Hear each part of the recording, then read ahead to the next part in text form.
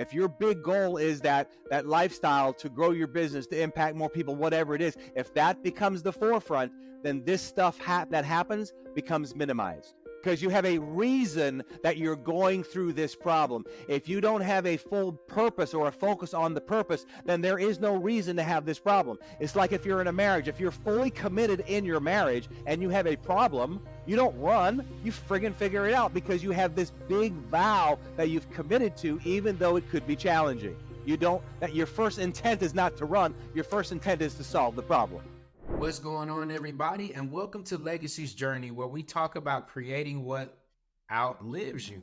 I'm your host, Cameron Williams, owner of Kinley Consulting, where we focus on strategic financial growth for marketing agencies so that they can live the dream like they deserve and not be a slave to their business. And we do that through CFO services. Now, I told y'all this is season 2 that we were going to go out and find y'all the best people, like the best, not just somebody I know, but the best. This is $1 million agencies right here. We're taking it to another level.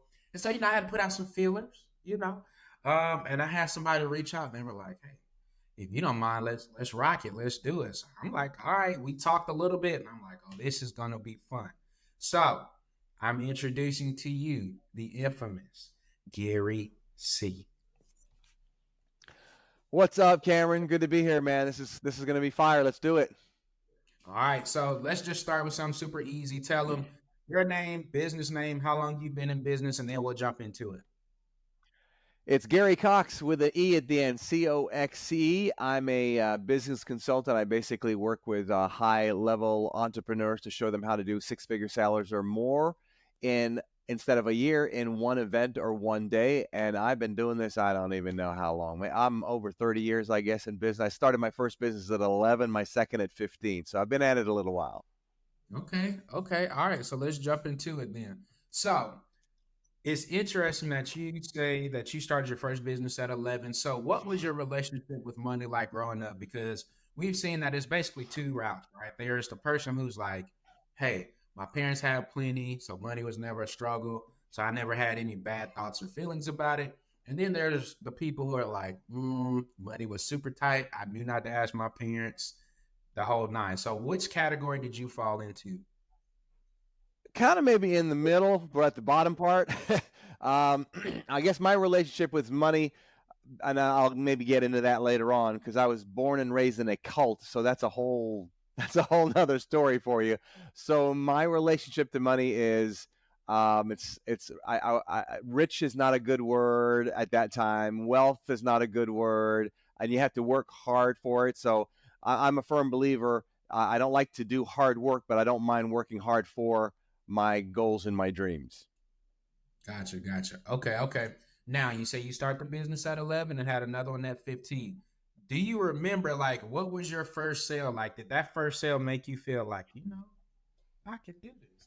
I don't need no help. This may be my thing.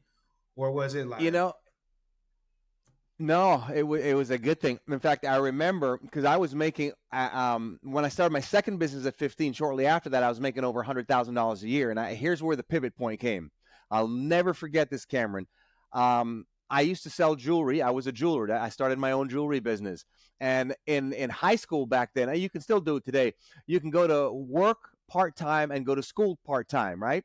So I went ahead and I was doing, I wanted to do this work experience program, but I was selling jewelry to the girls in school. And I'll never forget it. I walked in the bathroom stall, and I was so afraid because I had so much money in my pocket. I wanted to count how much. I literally went into the bathroom stall. I'll never forget the color, dark blue bathroom stall. I stood on top of the toilet so nobody could see me, just in case. And I counted $400. And I'm thinking, holy crap, $400 or stay in school. I went to my high school principal. I said, Doc, we called him Doc. This was my end of my junior year. I said, I got a deal for you. I want to quit school. I know it's not the right thing to do. Here's my proposal. For my senior year, I don't want to show up in school. I want to run my own business. Here's what I'm doing. I showed it to him. And I never want to show up in school, but I want to end up with my diploma. He thought about it for 10 seconds, Cameron, and he said, go for it. So I never, for my senior year, never showed up in school. That $400 was a pivotal change of my life. And I'm happy to say it's not always what you know, but who you know. So I gave myself a 4.0 average because I had to grade myself because I was my supervisor. So there you have it. Oh man, I have never heard this before. Okay, so you were making at 11. You were making No, no, I $100,000. was doing that at about 17. So I started my first business at 11, second at 15. Then I made the transition. I said, screw school. And then shortly after that was making it. So I started doing wholesale jewelry. So here I am at 15, 16, 17 years old. I was literally doing the wholesale jewelry repair for your Gordon's jewelry stores, Zales, J.C. Penney's. I was so young, my mom would have to drive me to these stores. I convinced these managers to let me repair their jewelry. Yeah, it was a great gig for me. Yes. Man, I'm just literally trying to think of like when I was 17 and I had Right? $100,000. Like, oh my, and I had $400. I probably would have thought I was rich at 17. Man. Yeah, Okay, well, okay. I looked at that $400 and it was a game changer, and I mean, I'm just doing this off of the girls in school, right? Selling some jewelry, and yeah, it was definitely a game changer for me. It made a massive pivot in my entrepreneurial career, and I have not looked back since. Okay. Okay. So then haven't looked back since. Now let's go to the other side. Your biggest sale today. And that's between however many businesses. How did it, and you don't have to tell us the number unless you want to, but how did it make you feel? What was the sense of accomplishment like? Like, did you do something to celebrate? What was that like? Yeah, I'll tell you. About 25 years ago, my biggest sale I made was I was speaking because I've been speaking and coaching and training. I did right under 50K. I did $47,000 after an hour and 15-minute speaking engagement. And what a game changer. I'll never forget it. I was in Vegas. I work really hard at what I do. So I work hard at my craft. And yeah, that was a game changer. And the next one I remember was I have a jet program, Cameron, where I take my coaching clients and I take them with me in the jet to the Bahamas to Sandals Resorts for the day. Sandals is my sponsor. And I remember because I do a lot with TV and media and so forth. So I said, okay, I'm going to go out on a really high end magazine and see if I can get some business. I'll give it a try. And I put, the guy says, well, for me to do a story on you, I got to come in your jet and check it out. I'm thinking, okay, you're just saying that to get on the jet, but he wanted to do a story. So that was legit. He did a story, and I got two phone calls off of it. One was a no go. The other one was yes. And at that time, that was nearly 30 years ago, I guess, right at a little bit less than that. And that guy gave me a credit card over the phone for $15,000. I about like I said, it works. It works. Oh my God. And I have that program to this very day. I've been doing that for 30 years, taking people to the Caribbean for a full day mastermind. So yeah, when you make money like that, it can make a pivotal change because you can't go back to the little stuff. And you also have to believe that the big stuff is really out there. And that's now to me, that's little money. So that's not a bragging thing, but that's a good thing to demonstrate how the mind has expanded, right? There you go. There you go. Abundance. Abundance. Oh, Okay. absolutely. I have like five questions at once. Okay. All right, let's back up some. I think we may have skipped the part because the audience may be like, who is this guy? Okay. Tell them not only the business, but what do you help your clients do? I think we may have skipped that part. All right. So ultimately, I will take authors, coaches, speakers, high end business people, and I show them marketing strategies to compress what they're making in a year, literally be able to do it in one day or in one event. And it's like, and I talk about how people can get to the next level faster. Like if you and I were on a race and I said, okay, we're going to go for a mile. All right. I got a bicycle and you got a helicopter, same distance, same mile, who's going to get there quicker? You are. So we get there. I finally meet up to you after you get there way faster than me. I say, okay, let me take the helicopter. We're going to go 100 miles, but this time you take the jet. Who's going to get there faster? You are. And I'm always obsessed with there is a smarter way. There's always a smarter way. And whatever I'm doing now, I believe there's even yet a smarter way. And then when I get to that way, there's yet a smarter way. I was very blessed to be mentored by a billionaire and two millionaires when I was younger. So, man, I got exposure of that most people that average will just absolutely never get. And I got to not just hear how it's done, but I got to sit with them and watch them run multi-billion-dollar companies. So that was a game changer for me. All right, it's time for me to start taking notes because I'm gonna start forgetting all my. All right, let's roll. Let's go with the notes. All right. So now we're on the billionaire and the 2 millionaires. What types of valuable information do you think they gave you then that it's still applicable or that you're still using now? Because to your point, I remember, was it last year? No, 2022. I had the Yeah, opportunity to talk to a millionaire for an hour. And I yeah, was just like, how did you even think about that? Or where did you get that from? Or like, yeah, yeah, yeah, yeah. that's possible. So, what are some of those things that they share with you that you're like, I can implement that and that you have been? I think the biggest thing is lifestyle. Watching my billionaire mentor, I remember he invited me. He passed, unfortunately, 3 years ago, a couple days ago. Excuse me. We were very close. Anyway, so he invited me to the Cayman Islands, and so I live a mile here from the airport, and as you will figure out sooner or later, I'm an avid aviation fan. I fly all this crazy stuff. So I flew my plane, went to the Cayman Islands, and I spent 4 days with him. And there's a couple myths, and I hope I'm not stepping on anybody's shoes to offend them. But you hear things about successful people don't watch TV. Successful people get up at 4 a.m. So much of Right. this stuff that we hear is absolute bullcrap. Now, I typically get up at 4 a.m., but it's not when you get up, it's how much time you put in. He gets up at about 8 a.m. because he wraps his day up at 1 a.m. I wrap up my day a lot earlier than that. The other thing, he has everybody do everything for him. Now, he can afford to. So, with that being said, what is it? See, the average person, the average entrepreneur, they wear so many hats, and the problem with this is they get so programmed into wearing so many hats because they have one major stupid belief that says if you want it done right, do it yourself. Well, he owned 20 hotels.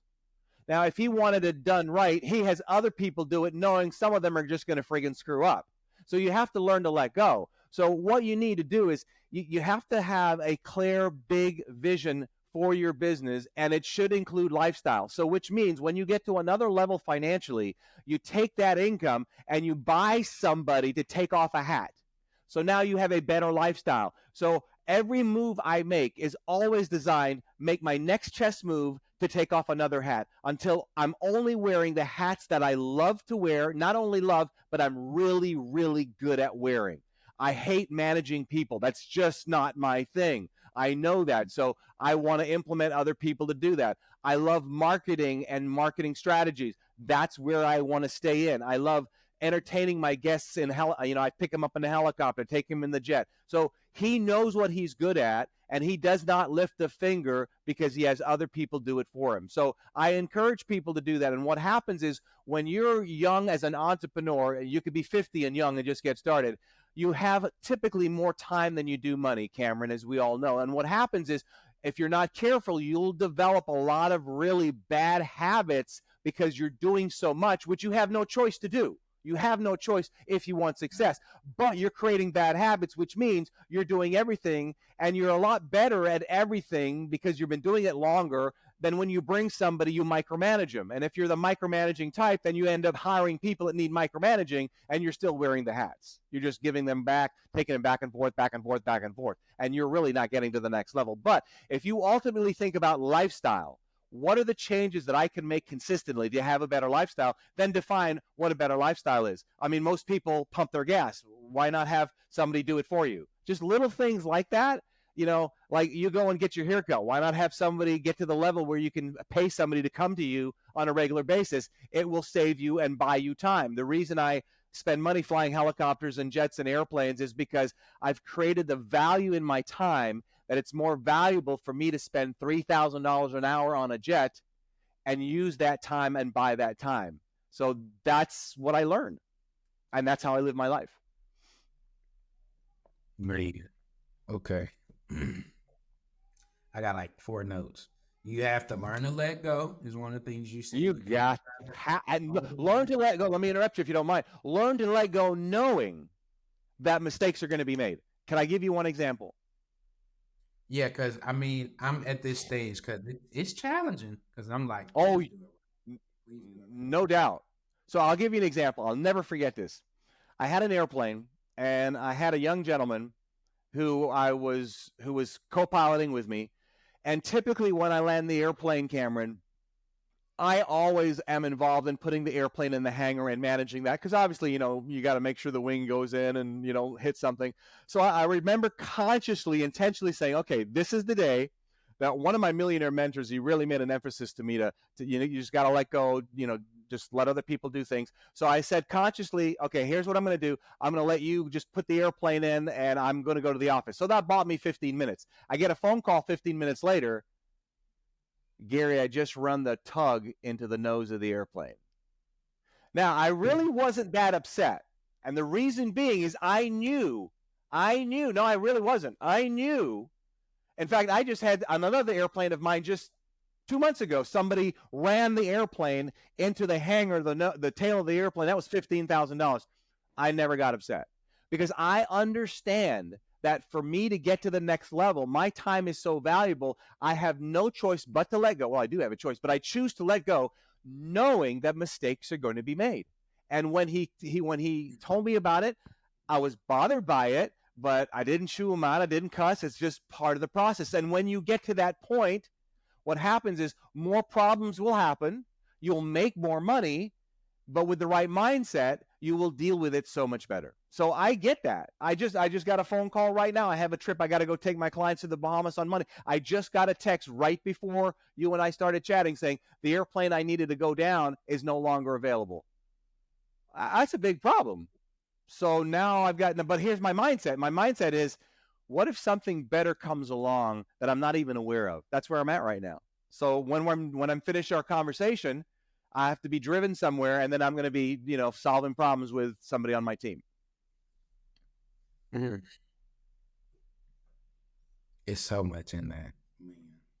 There really is, and you just the biggest takeaway I think, Cameron, is when you let go, no crap's going to happen. It's Man, reality. okay, wait. But okay, you're right. Because I've experienced this because I got a team. So I get it. They're not gonna do it the way you would do it.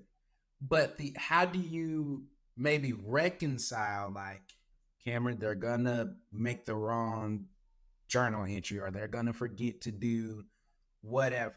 You're Right? saying the mindset should be The mindset should be make sure you have SOPs, standard operating procedures, to minimize that as much as possible. And then the ultimate mindset is what is your big goal?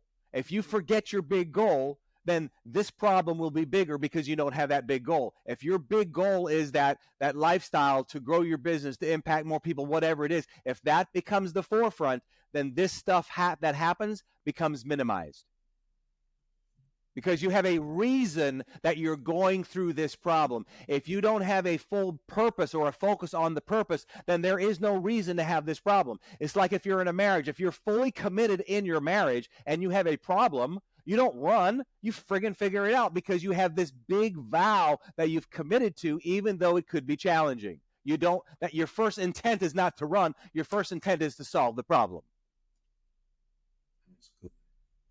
I'm really thinking now.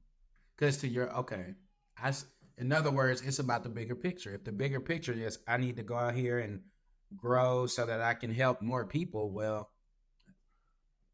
Absolutely.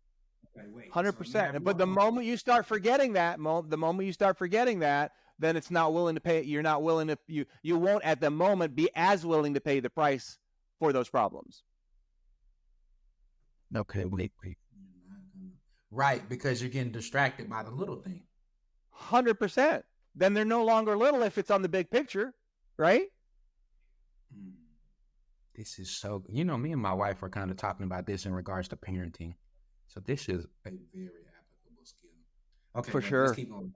You said you have to have a clear vision. We just talked about that. Another thing you said was, this is not my thing. You said, I know I like to do the marketing strategies. I hate managing people.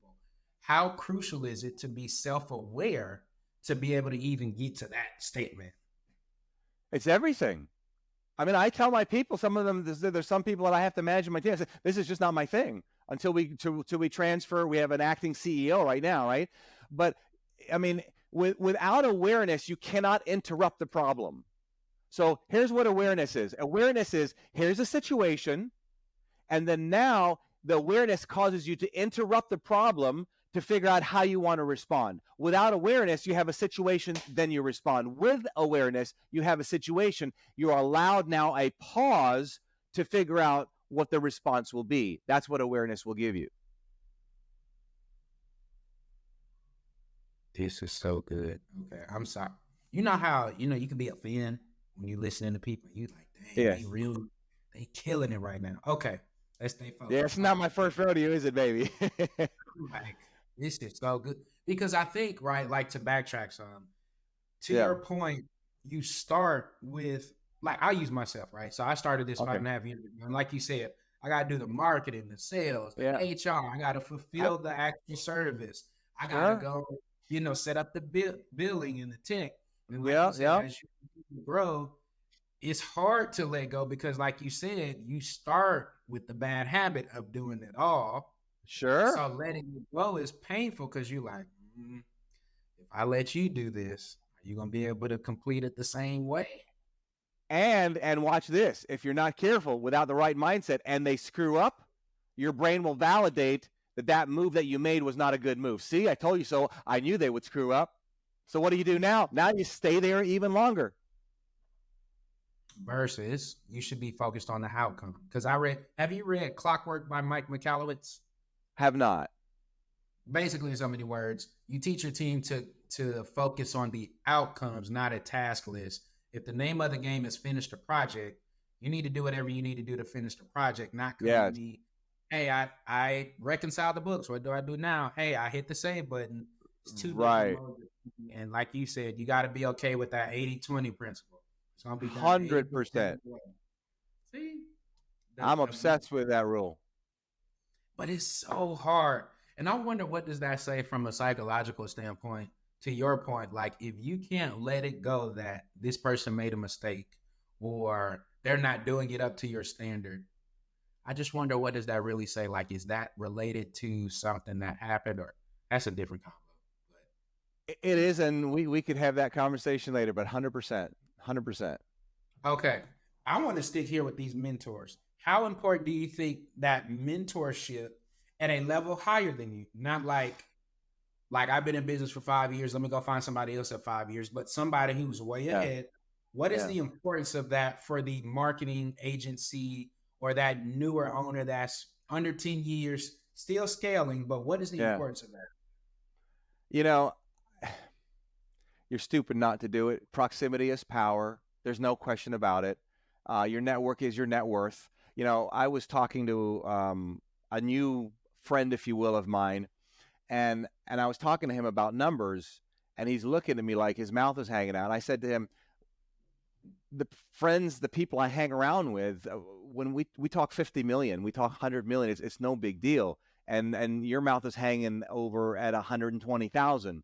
So what happens is, when you hang around people like that, some of this stuff, if you start thinking $1 million is a big thing, you want to think $1 million is not a big thing. It's 20 customers at 50 grand a head.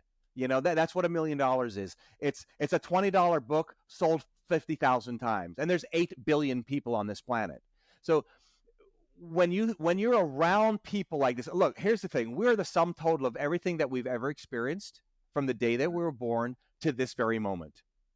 And some of that recording is not good. And we all have the recording, and we have the power to choose which recording. But what happens is if your recording is not correct, even though you could be doing well, when you hang around the right people, it helps stop and interrupt some of that recording, which is very important. Now, here's another caution, though, very huge caution. Just because somebody makes more than you do, that does not make them smarter than you are. Because if you if you and I decide that we're going to go to the gym and we see the muscle guy that he's got muscles 3 times bigger than us. No, he got 10 times bigger than us. The first thing that we're going to do is we want to go to him for advice, right? It only makes sense. I want muscles to look, I want a muscle like that. How do you do it? But he tells us his exercise, but we forgot to find out that he takes steroids. He's doing illegal steroids, and then he goes to the gym 7 days a week. He can't have a relationship because he won't stay home. So these are the things that you're comparing yourself to. My billionaire mentor, I have zero desire to be a billionaire because I've hung around enough of them, because I am not willing to pay the price. Now, if I can figure out how not to pay the price, it might take me longer. I'm okay with it. I'm not willing. If you knew the stories that I knew with my billionaire friends, it's like, holy moly, how do you deal with all that? I know things that go on in their lives that the average entrepreneur literally, beyond a shadow of a doubt, would commit suicide. But they can handle so much. But again, Warren Buffett. I admire Warren Buffett. But if you Google it, it's nothing secretive. He's had a mistress for years. Now, if you're okay with having a mistress and your wife is okay with it too, and you want to have more success and be with your mistress while you're traveling to Japan for a month, and that works for you, it works for you. I know if I was in a relationship with my wife, it wouldn't be working for her. So this is where you got to use common sense. I take advice. I have an advisor right now who is my advisor, who was the same advisor for my billionaire mentor. I hear what he says. I've been blessed that God gave me enough common sense to listen to the part I know works and should work, and not listen to the other parts. My billionaire mentor, there's parts I will listen to, and there's parts I will not listen to. You are a sheep if you think you should listen to every single thing your mentor should say. Now, I will tell you a lot of things. If you have a good mentor, they're going to tell you things that are counterintuitive that you should listen to. But when it breaks your moral compass and your values and belief compass, then you need to make some adjustments. So you might have a strategy that says to do this and this, but that strategy says, I'm going to be away from my family for the next 7 months. Do you want to do that or not? So this is where you have to line this thing up, and then you have to make the decisions using them as a bouncing board and a soundboard as well. So I call it UCS, use common sense. I'm still stuck.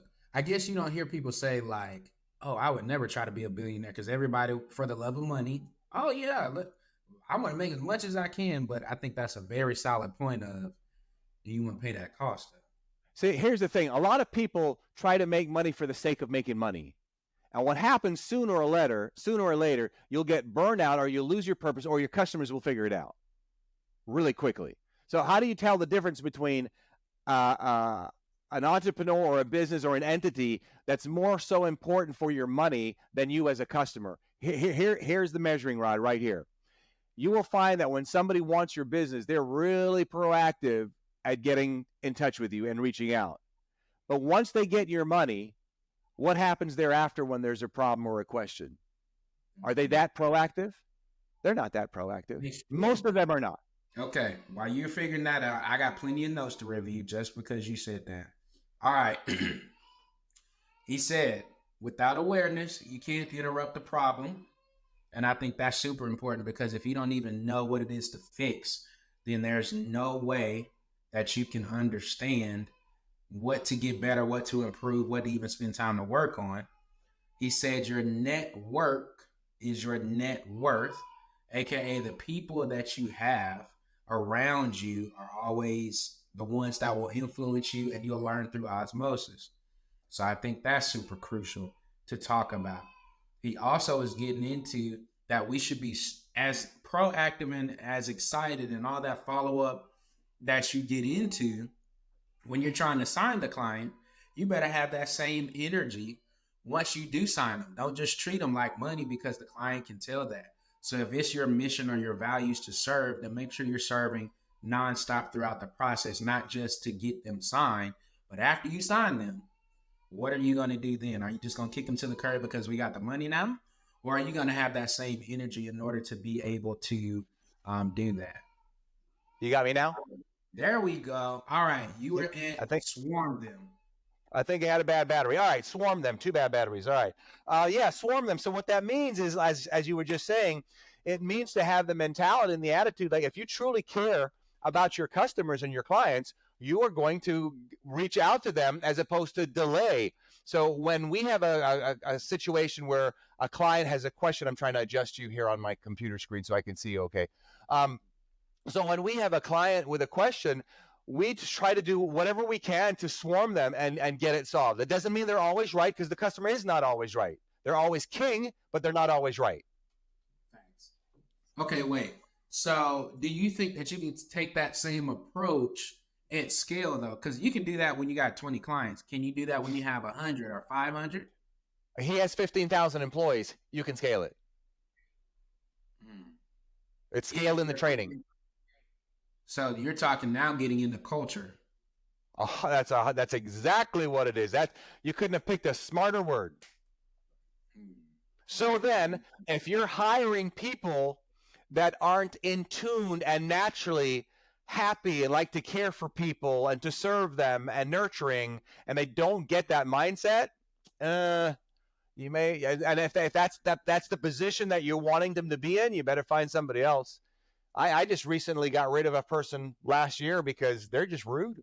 And I was afraid. If you're afraid to have them talk to a customer, you better make sure they never talk to a customer, and you put them in the bean counting department or whatever department you want to keep them in, but don't have them touch a customer. This is so good. I don't know about y'all, but I got a bunch of notes. So this is great. Okay, you're talking about team now. So of course, in your world, now you're doing over 1 million, right? So how have you grown your team over time to do these things you're saying, to be able to swarm and provide that great service so that it's not all on you and you can continue to scale and stay true to those goals? You got to hire the right people, and you have to really take the time to hire the right people. You got to scout the right people. The interview process needs to take a while. It shouldn't be, oh yeah, I like you, let's do this. You know, if you're just doing an interview once or twice with somebody, forget it. I mean, I look at it at dating. You know, I'm not going to ask you to marry me on the first date. Let me get to know you a little bit. Are you on time? When you say you do things, do you do them? Can I maybe pay you for a day just to give you a shot, just to see how we work? I may like you, but you may not like me. It's not just about me.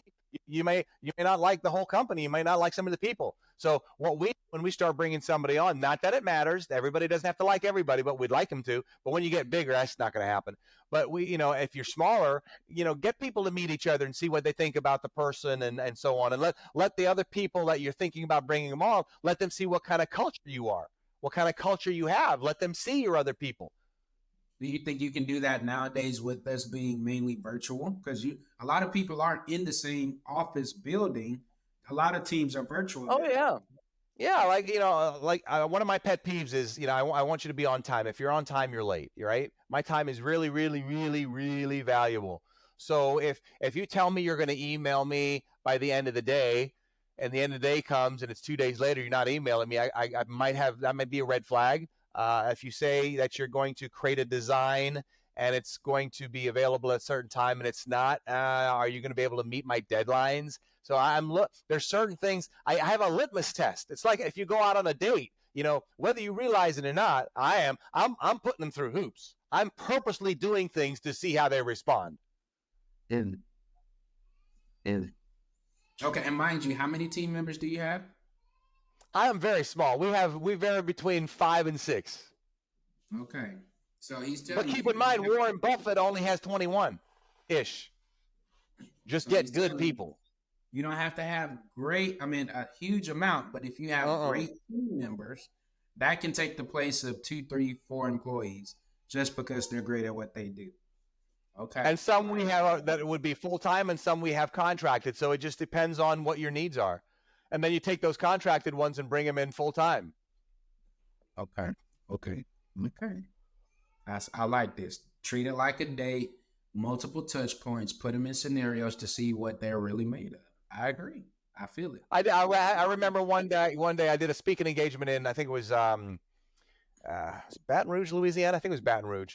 And a guy was, checking in for a job with us to work with us. And he was like 30 minutes late the first day. And I'm getting ready to go on stage soon. Wait. And I'm thinking the first day, I was like, and then he was bothered by me because he thought I was a little too strict.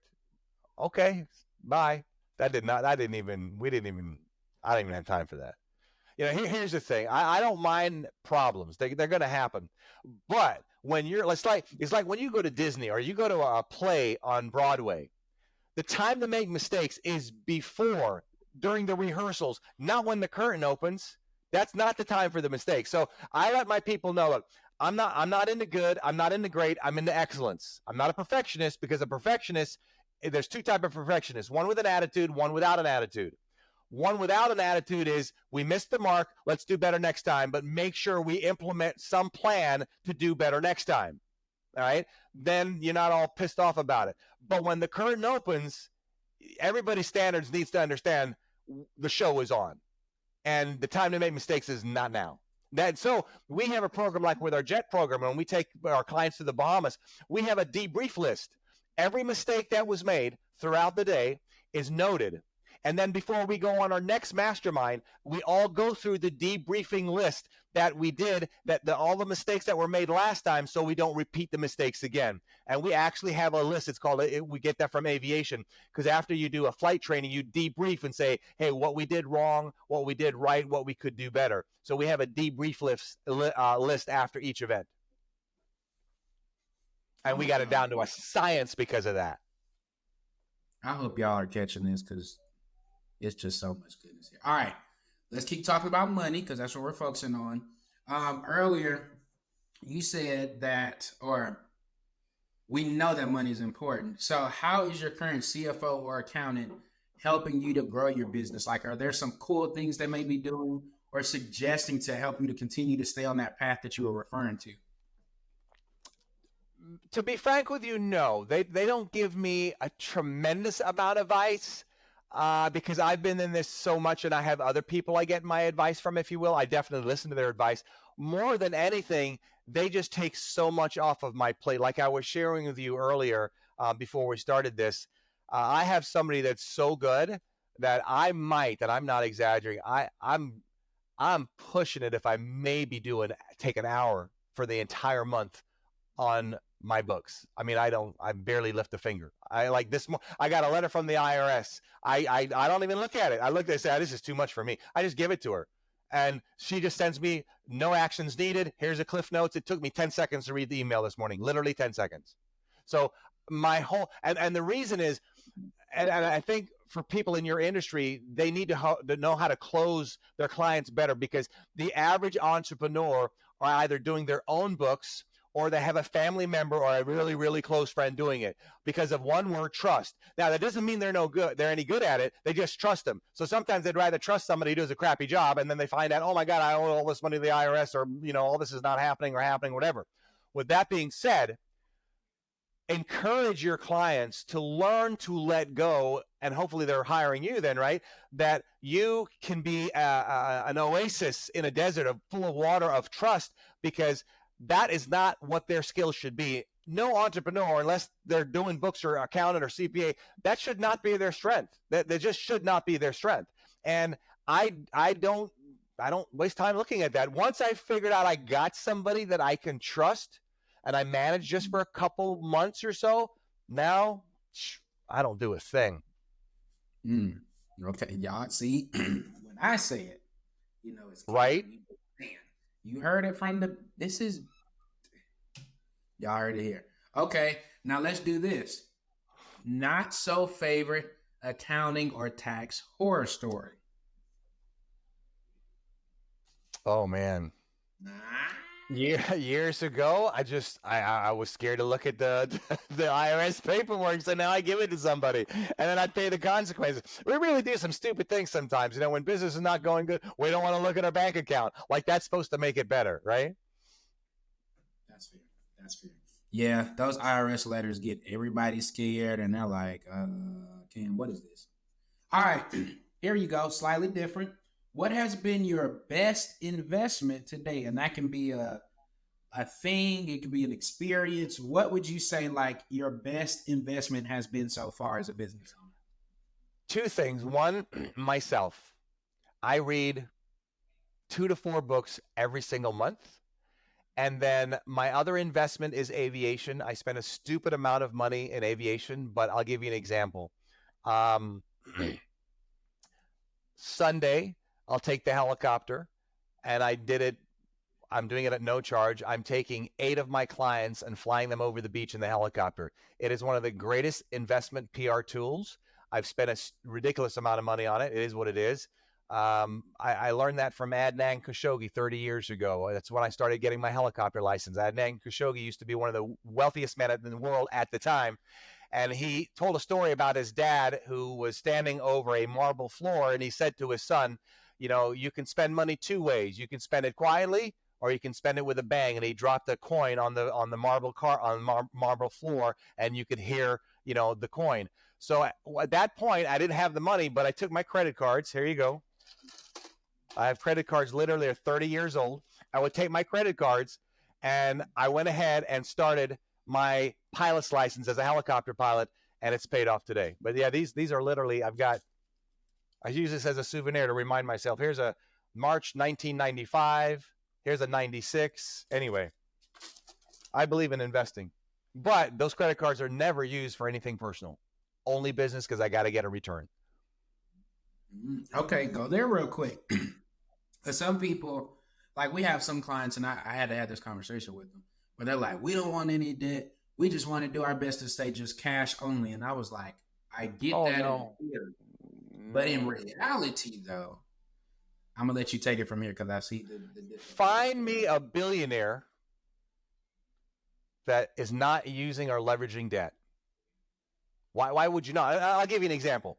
If I said to you, it is me having a credit card and owning Amex or Discover or whoever, that's a bad thing, because now when I get paid, it's not really my money, because now I got to go pay you back. All right, let me show you something real quick. Here's an illustration for you. Hold on super fast. I'm going to show you my American Express. Are you about to show us your balance? I'm going to show it to you. Hold on. Oh, snap. I don't think this has ever been done before.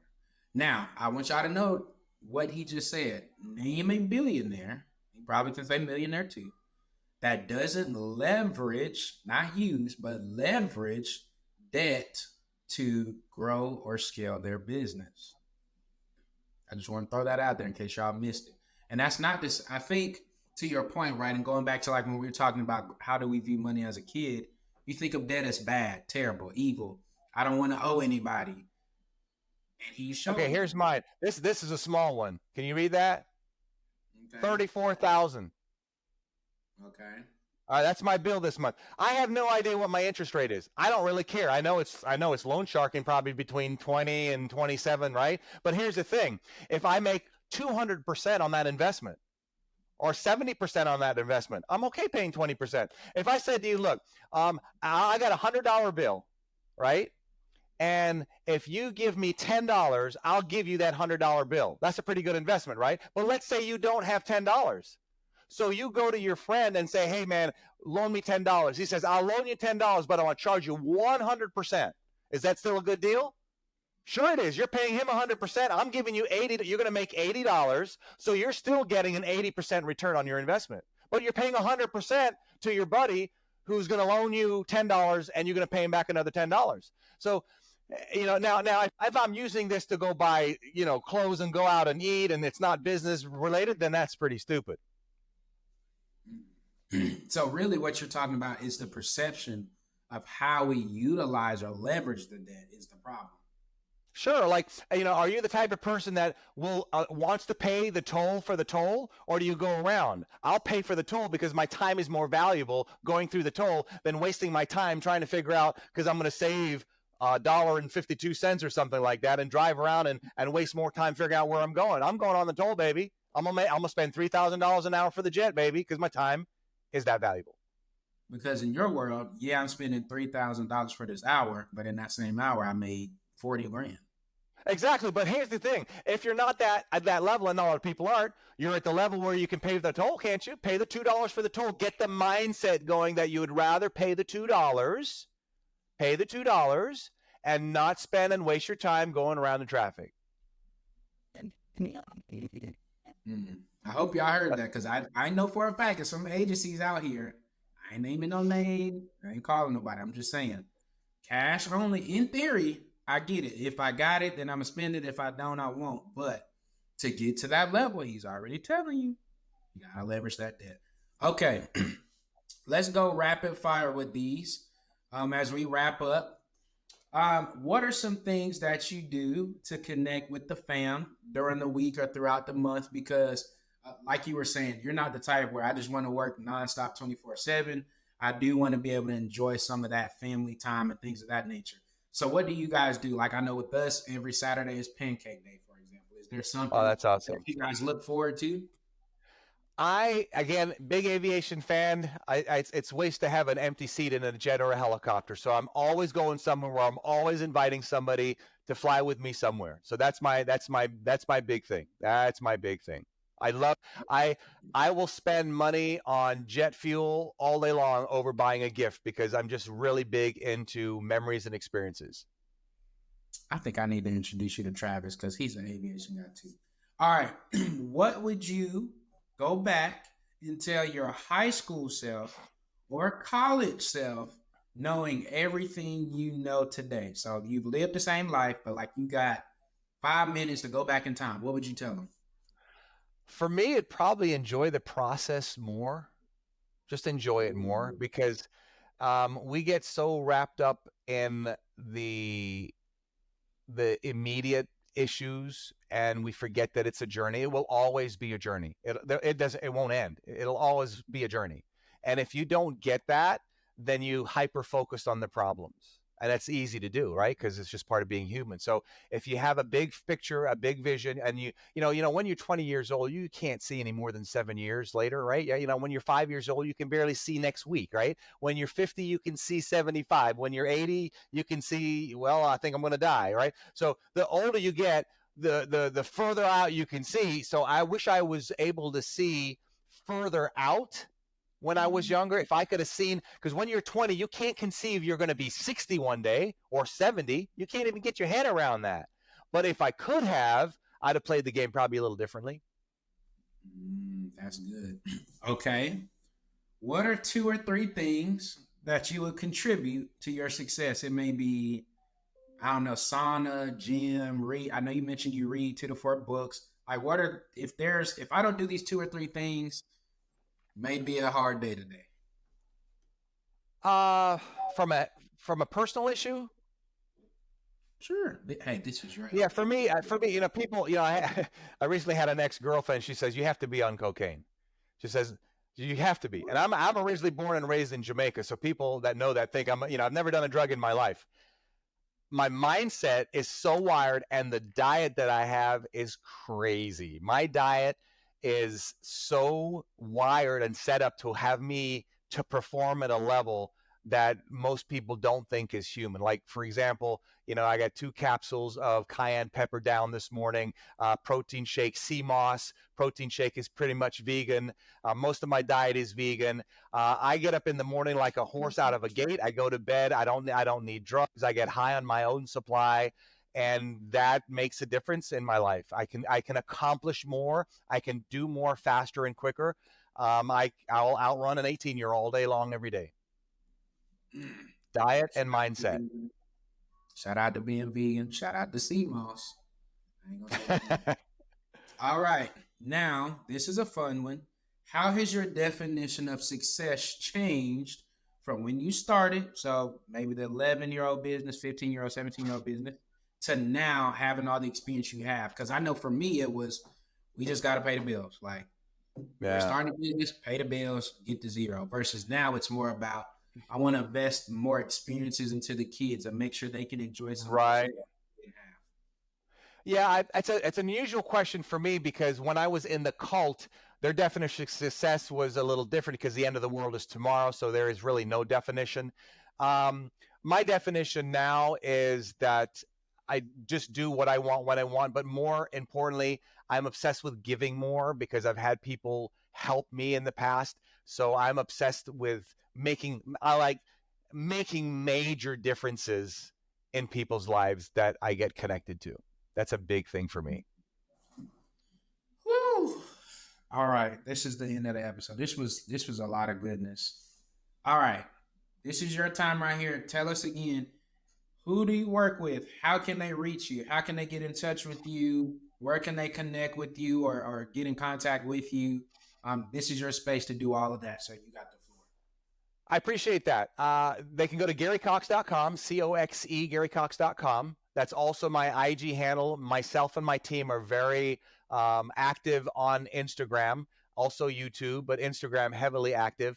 And you can go there and request if you want to get a link. Maybe I can give that link to you where you can show it if you wish. If you want to be a part and get on one of my online programs where we show you how to do this 6 figures, in one day or one event, that's something you can participate as well. We have one coming up. Well, we try to do it once a month. But yeah, that's it in a nutshell. All right, y'all heard it. And before we go, I'm going to try to recap this amazing episode. You have to learn to let go and stay focused on the bigger picture. You have to have a clear vision for where you're going. You have to realize that some stuff is like, this is just not my thing. And I'm going to give that to a well-established and vetted team member. Without awareness, you can't interrupt the problem. Your network is your net worth. Whenever there's a client problem, you need to swarm them with the same energy and enthusiasm as when you were trying to sign them before. And mentorship is super important so that you can learn by osmosis. But as my godmom would say, you eat the meat, spit out the bones. And y'all just need to listen to the whole episode. Let's just say that way. Just the whole episode, listen to it again. Make sure you share this with somebody, tag somebody who you think could just gain something from this elevated perspective. So Gary, thank you so much for coming on here. I cannot wait for this episode to air. Any last words you want to say to the people? No, just stay at it. My motto: never give up, never give up, never give up. And Cameron, thank you for blessing me for the opportunity to be in front of your audience. All right, y'all. This is another episode. We told y'all, season 2, we're gonna go get the best people like Gary, who they're not talking theory. They're talking about what they've done, what they're doing, and how they've done it with the spirit of excellence. So until the next episode, we will talk to you guys soon. Take care of yourselves. Peace.